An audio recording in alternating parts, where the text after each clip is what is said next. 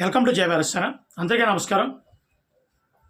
అసెంబ్లీలో నెగ్గిన పార్టీ అయినటువంటి టీడీపీ కానీ ఎన్డీఏ కూటమి కానీ ప్రమాణ స్వీకారం చేసిన తర్వాత ప్రతిపక్ష పార్టీ అంటే ప్రతిపక్షం హోదా లేనప్పటికీ 11 వైసీపీ ఎమ్మెల్యేలు ప్రమాణ స్వీకారం చేసిన తర్వాత ఈ రాష్ట్ర ప్రజలు గమనించవలసింది ముఖ్యంగా ఒకటి, రాష్ట్ర ప్రజలే కాదు రాజకీయ నాయకులు కూడా తెలుసుకోవాల్సింది ఏంటంటే దేనికైనా సరే అహంకారం కానీ ఈరోజు మనం పై స్థాయిలో ఉన్నాం కాబట్టి కింద స్థాయివాడు మనకంటే ఎప్పుడు కూడా కిందే ఉంటాడు అని హీనంగా చూసే విధానాలు కానీ లేదంటే తోలనాడే విధానాలు కానీ, అంటే నేను హార్డ్ మాటలు ఏం మాట్లాడదలుచుకోలేదు, జనరల్గా చెప్తున్నాను.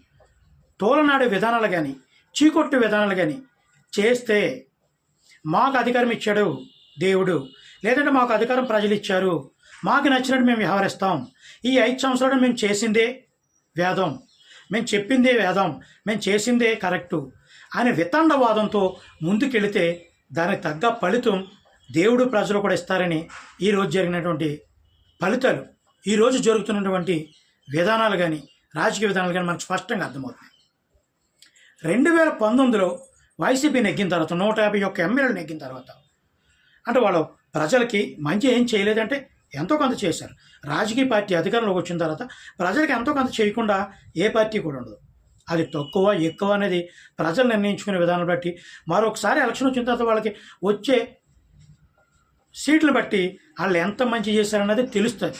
ఈరోజు కూడా వైసీపీ కూడా ఇప్పటికి కూడా వాళ్ళు ఇంకా మారలేదు. మేము ప్రజలు మంచిగా చేసాం, ఎక్కడో తేడా కొడుతుందని అనే మాటలు పక్కనెడితే ప్రజలు చేసినటువంటి గమనించినటువంటి విధానాలు, ప్రజలు ఎప్పుడు కూడా చాలా తెలివైన వాళ్ళు, ప్రజలు ప్రతిదీ గమనిస్తారు. చదువుకున్న వాళ్ళు ఒక్కలే గమనిస్తారనుకుంటాం మనం.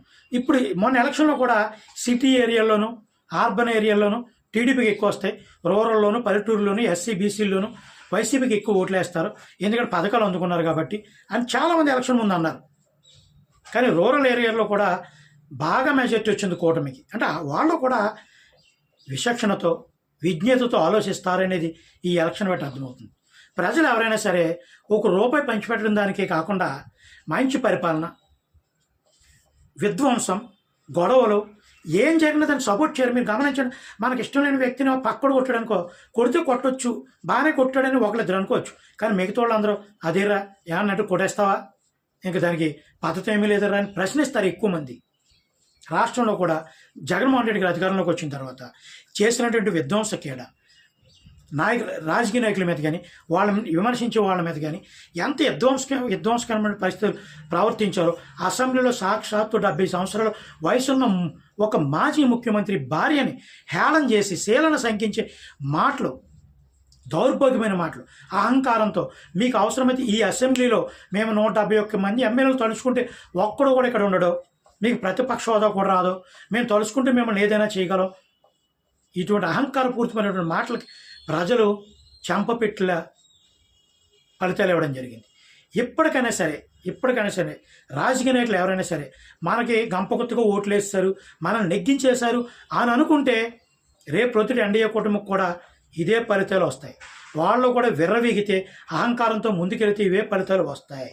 కాబట్టి ఏ రాజకీయ నాయకుడైనా సరే ఎంత ఎదిగినా ఒదుగుండాలి, ప్రజల ఎడల మంచి చేస్తూ దానికి ధీటుగా ప్రతిపక్షాన్ని కానీ ప్రత్యర్థి పార్టీలను కానీ ఎదుర్కొంటూ సద్విమర్శతో మంచిగా ఎదుర్కొంటూ వాళ్ళకు కౌంటర్లు ఇస్తూ రాజకీయం చేయాలే తప్ప కుటుంబాల మీద దాడులు చేసి ఇంట్లో వస్తువులు పగలగొట్టి ఆడవాళ్ళని హింసించి చీరలు లాగేసి ఆత్మహత్యలు చేసుకునేలా చేసి ట్రాక్టర్ల మీద తొక్కించి భూములు అక్రమంగా లాగేసుకొని తప్పుగా కామెంట్లు పెట్టారని సోషల్ మీడియాలో పోలీసుల్ని వాళ్ళ మీదకి పంపించి విధ్వంసాలు క్రియేట్ చేస్తే దాన్ని ప్రజలందరూ కంపల్సరీ గమనిస్తారు, సరైన తీర్పిస్తారు. ఇది ఏ రాజకీయ పార్టీ అయినా తెలుసుకుని ఎంత ఎదిగినా ఒదుకుంటే బాగుంటుందని మనస్ఫూర్తిగా కోరుకుంటున్నాను. జై భీమ్.